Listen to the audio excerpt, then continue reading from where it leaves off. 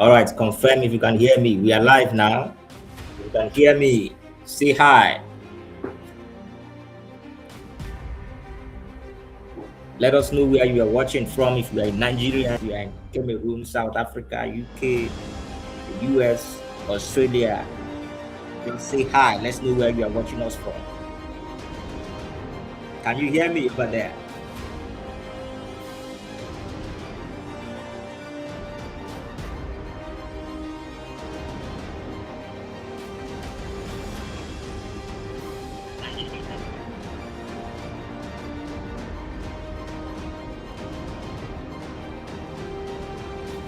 All right, welcome once more to CyberGum Data Privacy Week in partnership with the Nigeria Data Protection Commission.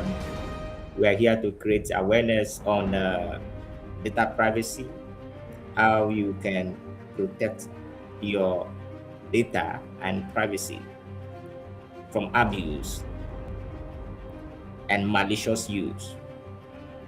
Okay, so today we'll be looking at workplace data privacy, ethics, and compliance in the digital age. And before we continue, permit me to introduce those that will do justice to today's topic.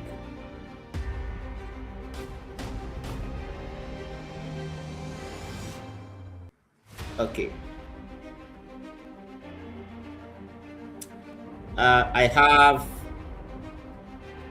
I have Mr. Emmanuel Olofu. Mr. Emmanuel Olofu. Am I correct? How you doing, Mr. Emmanuel?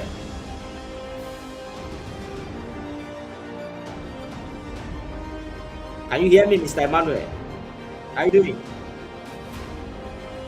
I can hear you, yes, sir. I'm fine, sir. So how is the cyberspace today? Very interesting. I hope your data is private. Yes, sir. All right. Thank you. Okay, next I'll be introducing. I have here Tatis. He was here yesterday. Of course, he's here again. We cannot talk about data protection, data privacy, cyber security without the other side of it, because that is the practical of what we talk. We need to show what we are doing. So I have here, that is Mr. Moses Owoicho, a pen tester from CyberGum. Mr. Moses, how are you today? Very much fine, sir. Okay, so how's the cyberspace today? It's cool, and it's nice to be here again. Lots of vulnerabilities and threats, because I know you have been watching and monitoring. All right, that's fine. Okay, I also have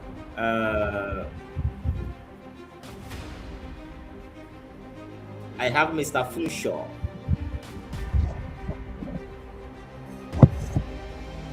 I have Mr. Funshaw. Yes, Mr. Funshaw. Mr. Funshaw is also a pen tester. Mr. Funshaw and Moses will do justice to the other side of security. Mr. Funshaw, Adeniyi was here yesterday.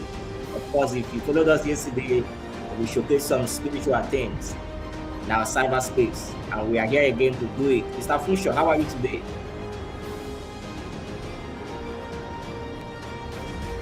Mr. Funshaw, can you hear me?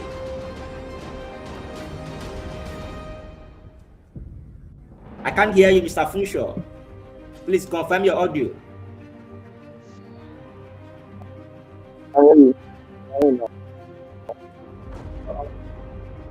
Okay, all right, that's fine. Okay, yes, we have people saying hi. We have Mr. Juicy, did I pronounce that correctly? Thank you for joining. We also have Miss Grace. Thank you for joining. We also have Grace. Yes. Okay.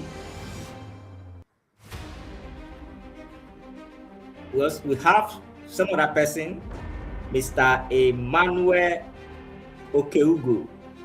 I think he has been struggling with his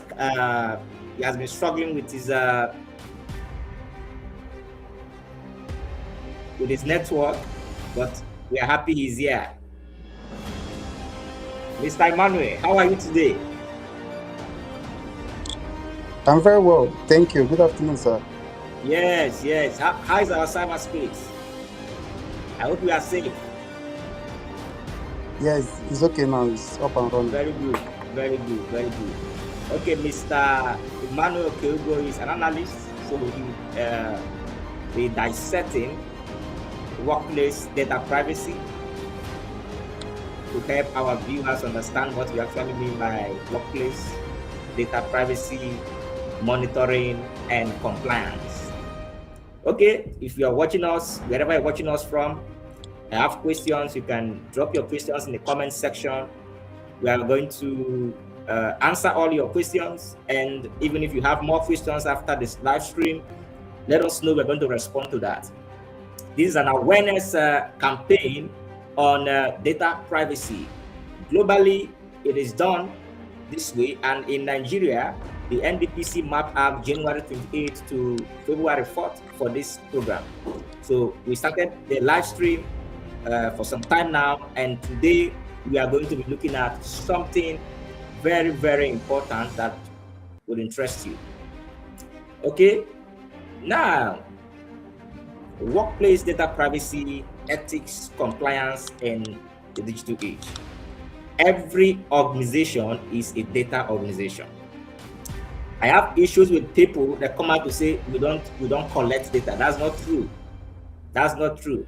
If you check NDPA 2023, NDPR 2019, where we have even the NDP GAD 2025, which is the implementation directives, there's an exemption there. Market women are exempted when it comes to compliance, reports, auditing. Do you understand?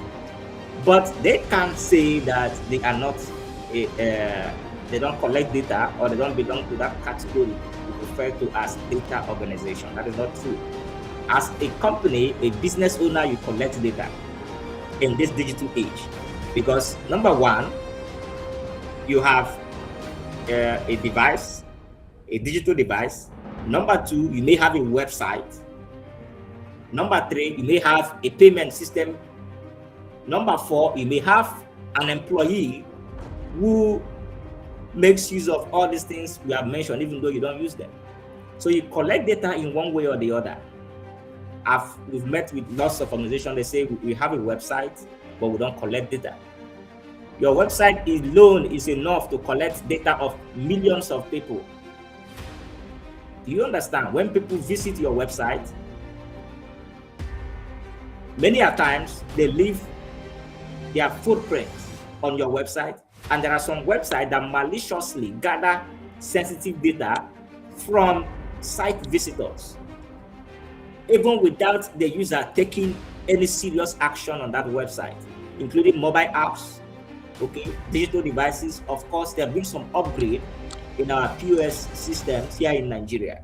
Before now, lots of sensitive data would come out through the POS printout, including ATM machines.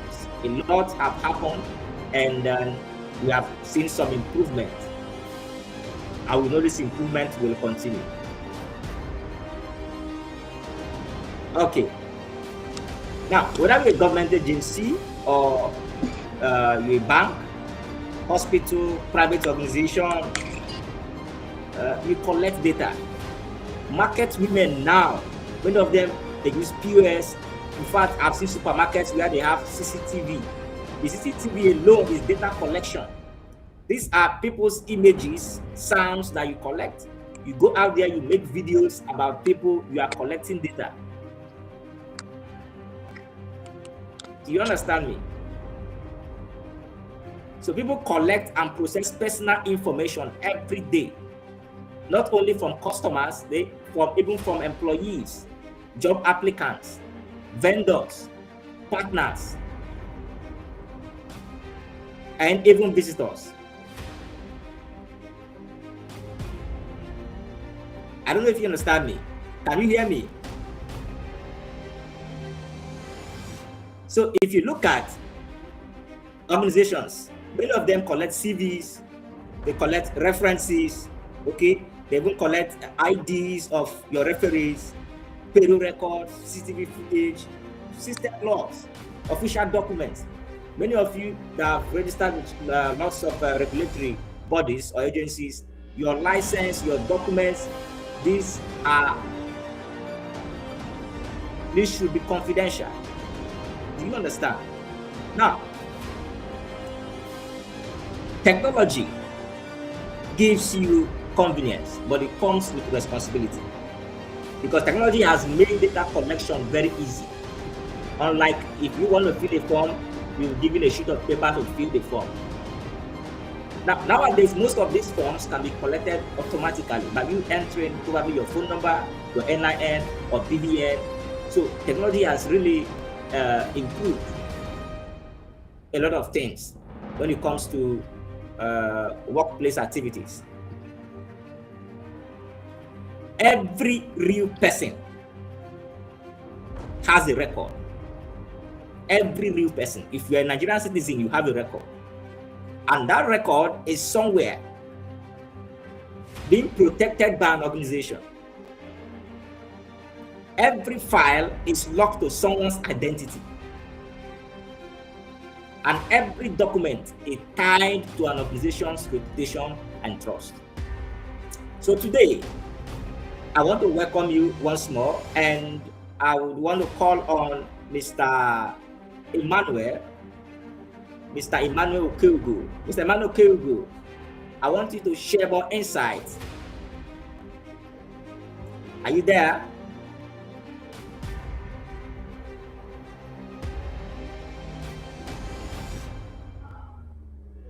Mr. Emmanuel Okeogo. Okay, Mr. Emmanuel Okeogo is having an issue there. So let's call on Emmanuel Olofu. Mr. Emmanuel Olofu. Okay, sir. Yes, okay, sir. I've talked about data privacy, okay, with digital age. So looking at what has been happening in various organizations, what can you say about data privacy in workplaces? So, before I go more into it, I'd like to tell you workplace privacy X is what it actually means. Can you hear me, sir? Yes. Okay. So, workplace privacy ethics refers to the moral principles that guide how employers collect, monitors, use, and protect employees' personal information in the workplace. So, in today's digital world, many organizations monitor employees through methods such as CCTV cameras, emails, and internet tracking. biometric attendance system, performance monitoring tools. Monitoring tools. So all these are used to monitor all these are used which employer use to monitor employees' personal information in an organization. Why this practice helps security and productivities in a organization. Can you hear me, sir? Yes, Mr. Emmanuel, Yes, sir. can you hear me? I can hear you clear, sir. Yes, that's you're right. The monitor, you're talking about monitoring, of course. Yes, sir. Now, the challenge we are having here is that we have some organizations that are not compliant with the regulation. We talked about this yesterday. That if you are going to have a CCTV, okay, we have it. If you go to the central bank, for example, as from the gate, as you're walking into the central bank, you will see a notice CCTV surveillance. Do you understand? Now, that is how it should be, and that is the standard. I got my point. So people are aware that you are collecting their images. That picture alone, the video alone belongs to them. Do you understand me now? So the CCTV are mentioned and the email. What else did you mention? Okay. You mentioned Biometrics. CCTV. And what again? Biometrics. Yes, because attendance systems. Yes, systems. Most 80% of organizations use biometric attendance systems. Where you come, when you arrive, you thumbprint to enter the time you arrived at the office. Okay, that is fine. And when we say workplaces, we're talking about whether on-site workplace, remote workplace. Of course, technology has expanded it, especially during the time of COVID-19. You understand? So now it is encompassing. We use the word workplaces, not just a workplace. The one workplace could be a physical or on-site environment. The other could be a remote environment. Do you understand me? So thank you very much, Emmanuel. Or you have something else to tell us on data privacy and monitoring? Okay, there are a few key aspects of it. Like we have the governance, the compliance, and the ethical best practices. Yes, we are going to come to that. We're going to come to that. Okay, governance and compliance. We're going to come to that. Well, I've been waiting for Okeugo, but it seems he's still having a challenge with his connection. Okay, so while we are waiting for him, let's bring up Mr. Funshaw. Mr. Funshaw will be looking into some exposed data from organizations, and we're going to look at how it affects the organization itself. Look at how it affects the owners of this data. If it's a government data, we look at the implications, national security issues, and all that. Mr. Funshaw, are you ready? Yes, I'm ready. Okay. We can hear you. Over to you. Okay. My name is Mr. and I'm a friend of Star. So today I will be taking you to join the team to look at vulnerable and exposed data of Nigerians in the cyberspace. Talking about this, we can hear you. We are hoping the government would protect our data. So if our data are not exposed, we are open and vulnerable to multiple attacks. Like you said yesterday, and today we are talking more things that are more sensitive than the one of history. So let's dive in. So what I have here, okay. Can you hear me? Yes, I can hear you. There's an echo there.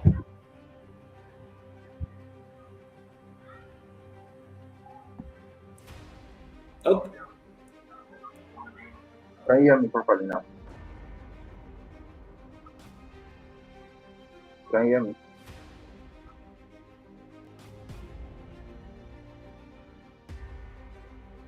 Can you hear me? Hello? We can hear you. Okay. So today I'll be diving in also into exposed data of people that are online. So let's dive in. Let me share Once you my share your screen. screen, let me know. Yes, I'm sharing my screen right now. I'm sharing my screen right now. Okay.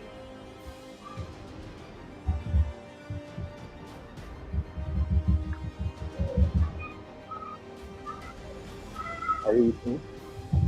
Yes. No, it is. No, it is. So moving on. So what do you have? So moving on, we're on my special tool, my special software. You can see I have a lot of files here. Here files containing sensitive information about individuals, and I'll be going through a few of them because of our time. And this is one of them. Sorry, Mr. Fuchsia. What I'm seeing looks like billions of files. Yeah, there are lots. There are thousands. There are more than different types of files. In PDF, in Wow. in doc format. There are a lot of them. They are exposed. And I just opened one now. As you can see, it says here the economic communities of the West African country, Federal Republic of Nigeria passport. So this is the national passport of an individual that is linked online. So as you can see, the person's name, you have Mary, and she's a Nigerian, date of death, NIN, her previous password, her previous passport number, her current passport Sorry, number, please, as you can please, see. Mr. Fuchsia. You said Yeah. NIN? Yes, there's NIN here on the passport.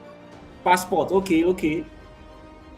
So you have NIN on the international passport, on our passport. As you can see, the date issued was January 2023, and it will be expiring on January 2028. I see it's still very much active and can be used for malicious intent if it falls into the wrong hand. And like I said before, there are many of them on the web, on the internet, and there are thousands of them, not just IDs, but a lot of information about individuals living in our country and other countries. And this needs to be worked on because it has a lot of sensitive information about the user, and it includes the date of birth, NIN, which is now used as a global means of identification throughout the country. All of us know that each and every Nigerian has NIN, and it's just like a means of identification. With this your NIN, they can be able to get your full name, address, phone number, biometrics, and a lot more. As you can see, this is not just one, not just two. You can see we have another one right here also. As you can see, this one is valid to the year 2027. The year 2027. So all of them are still very much active. As you can see, the location is Abuja. You see the owner's signatures and passport number, NIN also. So all this has to be worked on, and we will keep talking until the federal government are ready to work on it. So these are just few of many that are vulnerable. As you can see them, there are tons of them. I can move to different tabs to show you, but because of our time, I'll be stopping here because there are many of them and we can't be able to do them every one day. So the advice to the government is they should take a look at all these regulations, all these vulnerabilities, all these exposed data, and they should try their possible best to be able to patch them and avoid them from leakage.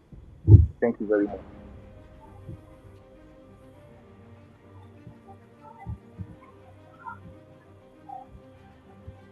Mr. Fuchsia, thank you. We really have a lot there, billions of files. We'll come to that. we need to understand what ethics is. We have this leak because organizations do not follow the rule or the guideline being laid out by regulatory bodies.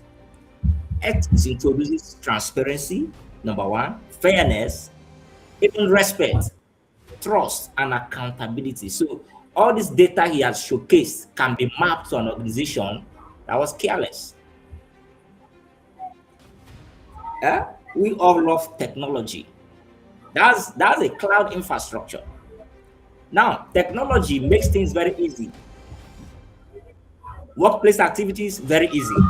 But tech without ethics becomes surveillance. And surveillance kills trust. And when trust is dead, privacy is dead.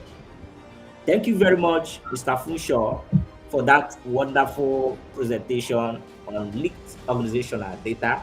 There are billions of that, just like you said. We can't, even if we talk about it from now till next year, we cannot look at all that. Thank you very much. So we have Eyes on the Wide saying good day to you also. We have Daily Bar, or what's that? Hi, hello. I'm having a question here. Before we move on, let us look at what he has asked. How can employers balance employee privacy with workplace security and productivity? Wonderful question. You know, most people prefer convenience over security. Why most people, some would prefer to have their data secure and private over the convenience that technology brings. Very, very important. Now, let me tell you, there are tools that most people are not aware of. They use them every day. In fact, employers will deploy this tool for you to work with them. But this tool, because it monitors productivity, will definitely affect your privacy. Who is that?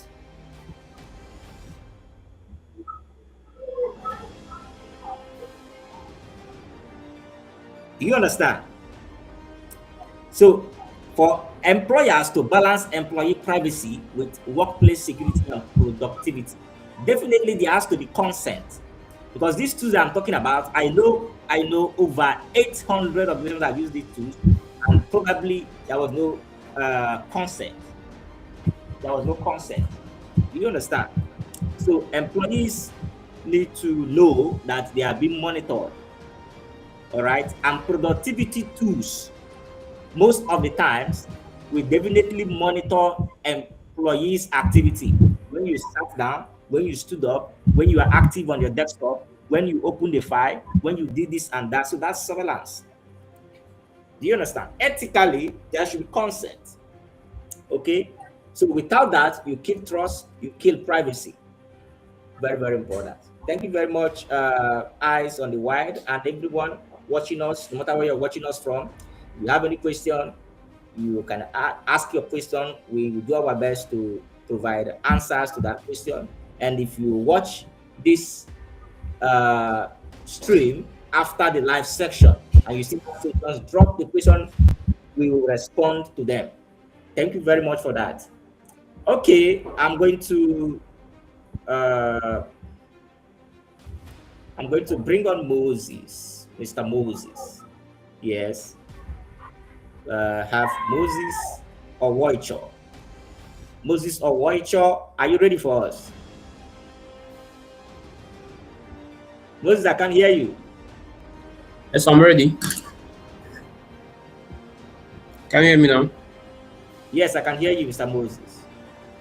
So we saw wonderful presentation from Mr. Funshaw showing us some misconfigured cloud infrastructures, revealing billions of data that show sensitive data, that was uploaded by some organizations who relied on their cloud infrastructure, whether for backup or primary storage. However, they're not aware that they have sensitive data that have been leaked. Now, the worst is that all this data could be on the darknet and sold. for 10 pieces of shekel. If you understand that, good for you. So thank you, Moses, for coming. I hope you have something to show us today. Are you ready? Yes, sir. So over to you. All right. So what I will be showing you today is some of the exposure that I have in Nigeria, and this data is very, very critical. It's very, very critical, like to the Nigerian organization. So one of it here. Okay. First off, let me share my screen.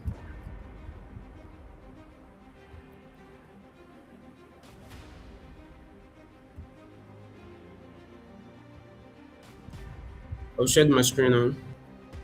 Okay. All right. So I'll be starting with patent. The patent signed off from the office of the president. Allow me. Hold on. Patent. Yes. Okay. It's a very sensitive document. Yeah. Hold on. Signed by who? It came from the office of the president. Okay, good. Yeah. Right. So here is it. Federal Republic of Nigeria, Certificate of Registration of Patent. And I don't know if you can see it very well. There is let's see. Should be able to see it. Yes, I think it's better now. Okay. As an authorized Yes, signature. it is signed by the chief registrar, Stella. Chief registrar. Yes. Okay.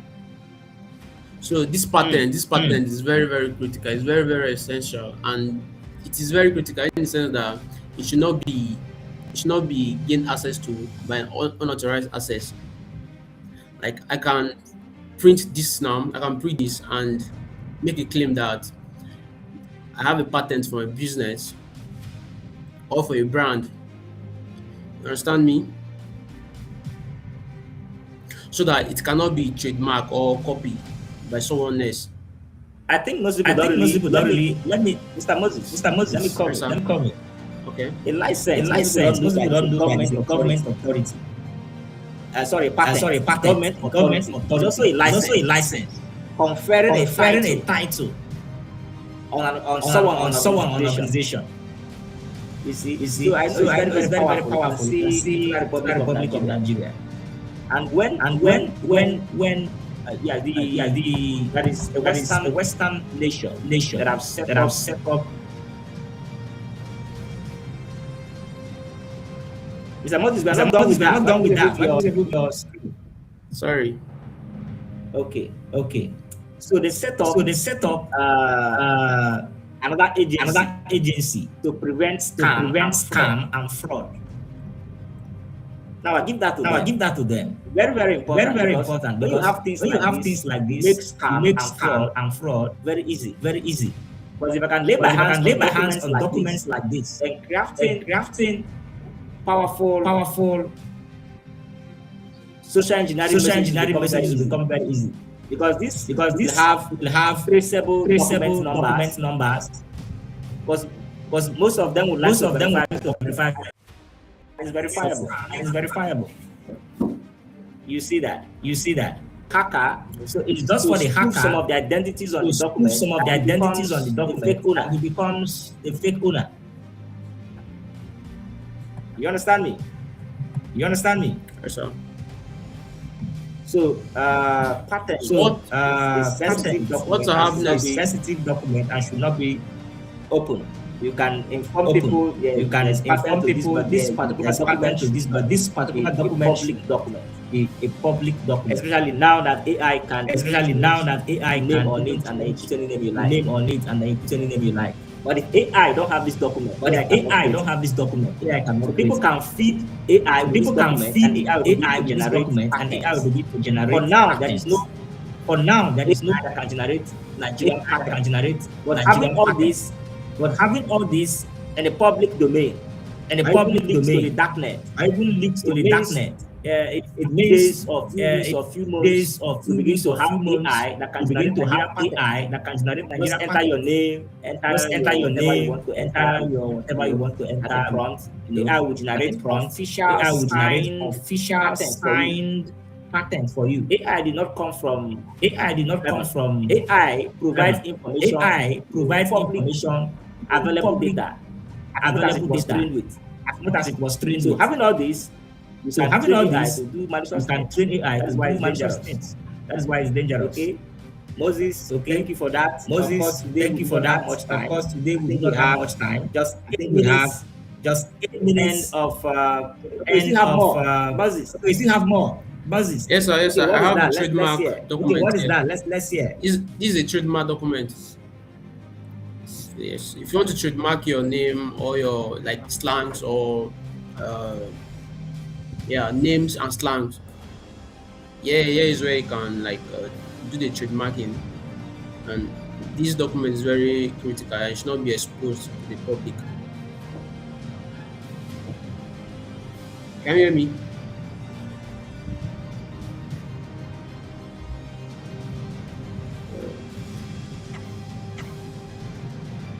Can you hear me? Yes, I can hear you. Alright. So this document is very critical, very, very critical, and should not be exposed. If you want to trademark your name or your slang, this is where you can get it done.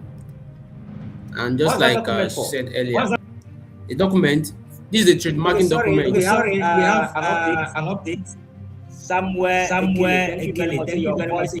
Your voice, thank you very much. I think yes. Another person says, I'm not sure it has been resolved.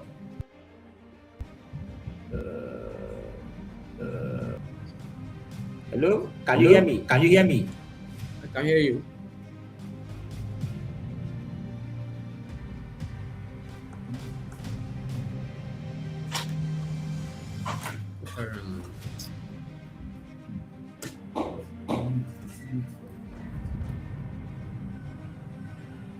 Can you hear me now? Yes, sir. Is this still vibrating? Let's hear from our viewers.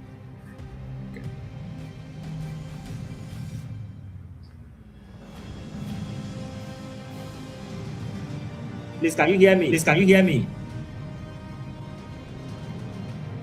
this still echoing?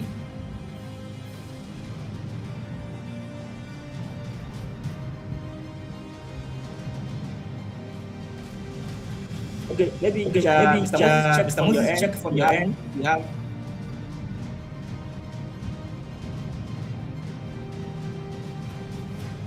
Is this still echoing? No. Okay, Mr. Moses, could you mute your audio? Just mute your audio. I've done that. Okay. Can you hear me now? Still echoing. Okay, Mr. Moses, I will mute my audio so you can continue. Now return. Okay, Mr. Moses,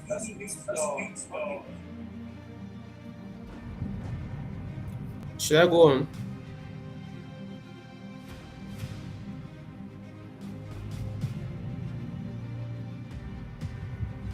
Proceed, please. Okay.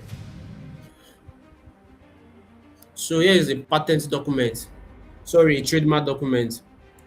And recently, there is this banter between VDM and Billord. I don't know if if you came across it online.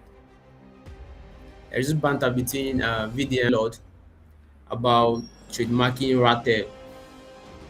So fortunately for VDM, he trademarked his should I say movement or the Ratel, the word Ratel, he trademarked it, and Billord used it to create an app. Like he named the app Ratel, but fortunately for VDM, since he trademarked it, Billord was unable to successfully name the app Ratel. You understand me?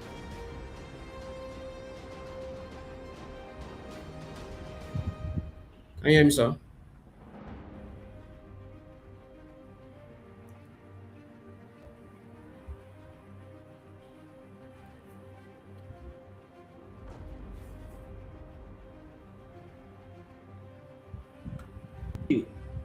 I can hear you, Mr. Moses.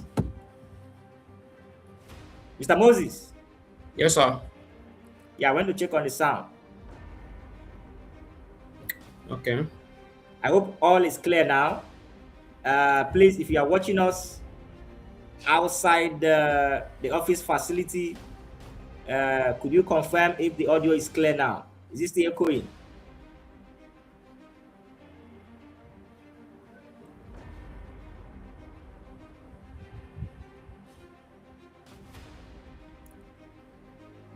Shall I continue? Yeah, continue, please.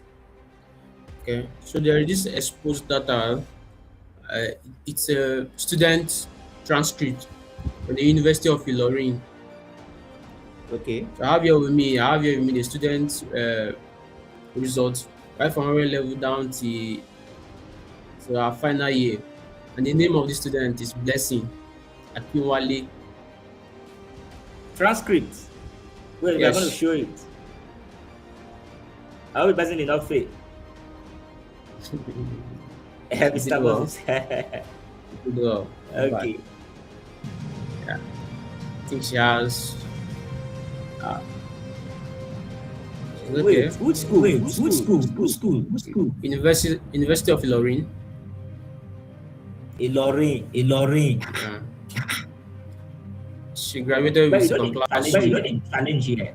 upper division. But because of time, I would have asked you to trace the origin of this exposure. Whether it came from the school, owner actually uploaded it somewhere. It could not protect it. But there's no time for that. Whichever way, and it's exposed. Privacy is there. Completely here. Okay.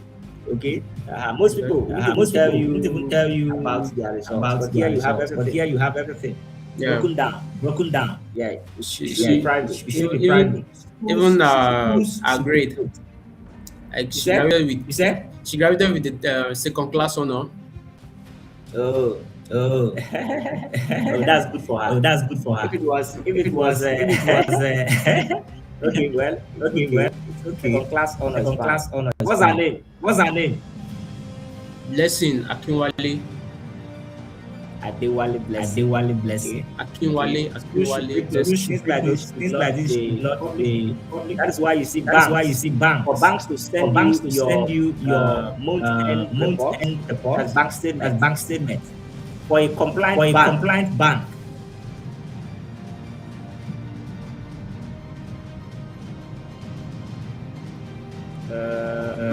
I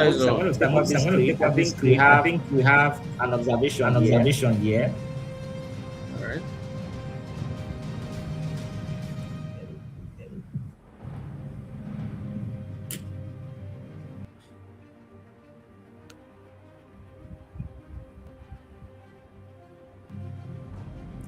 Okay. So we have an observation concerning. Yeah, I think the audio is fine. It's been fixed. Thank you for that. I appreciate everyone that has been giving us updates from afar. Thank you very much. Thank you very, very much. Okay. It shows you are appreciating what we are doing. That's fine. Okay. Thank you, OMG Cybertech. Al Mustafa says it's clear. Okay, that's fine. All right, that is. Yes, sir. Yes, continue, please. I think that is all. Okay, all right. That's for you talked about the patent and transcript. Yes, I was talking about banks. When they send your monthly statements to your email, if that bank, if they follow the regulation or the directive on how to implement such communication, you won't be able to open. If it's a PDF document, you can't open that PDF document without the password, because A bank statement should be private. Do you understand? You can't just Yes, sir. access it. I won't mention any bank because they are not paying me. Are you getting the point? And I will not mention banks that are not compliant because we are just here to create awareness and not to cause trouble. I getting the point. But I look banks, most banks in Nigeria are not compliant. Just a few of them are compliant. That they will send your bank statement to you and you will not have access to it until you enter the password, a unique password created for that individual. Because most of the times could get into wrong hands. Do you understand me? So what it means that people will have access to your bank statement. A lot could be done with that. Most people are not aware. Now, these guys that travel out or into some kind of business that require them to submit bank statement, they could use your own statement, just change the name there, and it becomes their statement. I don't know if you understand me. So those are the documents Yes. that should be private, protected by organizations. So today we are talking about workplace data privacy, ethics, monitoring, and compliance. Thank you very much, Moses. Thank you once more for that wonderful presentation. Okay. Uh, because of our time, I think our time is fast spent. We just have 5 minutes. I'm going to be concluding. Okay. Now, the thing is, most organizations need to ask themselves these few questions. It's very, very important because this is where ethics come in to play. So, ethics means doing what is right, not just what is legal. It is important to ask that should we collect this data at all? Is it important to us? Okay. You ask questions like, are we collecting too much? Are we monitoring employees without their consent, or are we monitoring them excessively? Because to be monitoring even their calls, it's possible to monitor their calls. Now, I've seen employees that receive gadgets from employers, and these gadgets have been monitored even while they are asleep. The audio, the video can be remotely turned on. Do you understand? To assess employees' location, employees' whereabouts, what the employee is discussing. Although that is really possible in some highly sensitive environment, maybe cybersecurity organization. Okay, but outside that, organizations need to inform their employees when they are mounting surveillance on them, whether they're trying to check for productivity or not. And they also need to ask themselves, are we aware that our employees are being tracked? Maybe not by the employers, probably by their ISP or other persons that have access to their data or gadgets. And the thing is, most people, when their gadget gets bad, they take their whatever device they have to the fixed man or the tech man that will fix them. These people also have access to their data, which is very, very bad, especially women.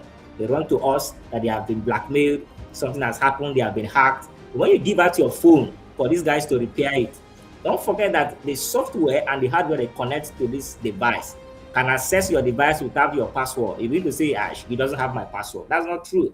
He can extract all the videos, sensitive audios, recordings, sensitive pictures you snap in private in your bedroom and bathroom. They can collect all those data and then blackmail you. You see, now, one big question also need to ask themselves: the same way you treat other people's data, will it be comfortable or will it be nice if other people treat your own data like that? If the answer is yes, then proceed. If it's no, then you need to think.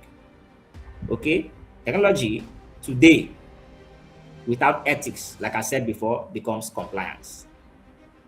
I thank everyone that has joined us today. I thank Moses, Owoicho, Mr. Funshaw, Adeni, Emmanuel Duke, although he's not connected, I would have shown him. We also have Emmanuel Olofu, Miss Manuel Olofu. Emmanuel Olofu, oh yes, he talked about data privacy, and Emmanuel Okeugo. Thank you for a wonderful speech. And our audience, our viewers from all over the world, thank you for coming. We just have 1 minute. This is the second section The third section will be for today. We'll have the next section on Monday, just for 45 minutes. And that will be the last section for our online sections. Other sections on data privacy awareness will be offline. All right. So this is CyberGon. Like I told you, we don't just talk cybersecurity. We don't just talk data protection. We don't just talk data privacy. We show it. Security is the backbone of technology. Cybersecurity is not a branch of technology. It is the backbone. Without cybersecurity, technology is useless. And without ethics, compliance, data protection is useless. Thank you very much. My name is Ben Dubois from CyberGon. See you next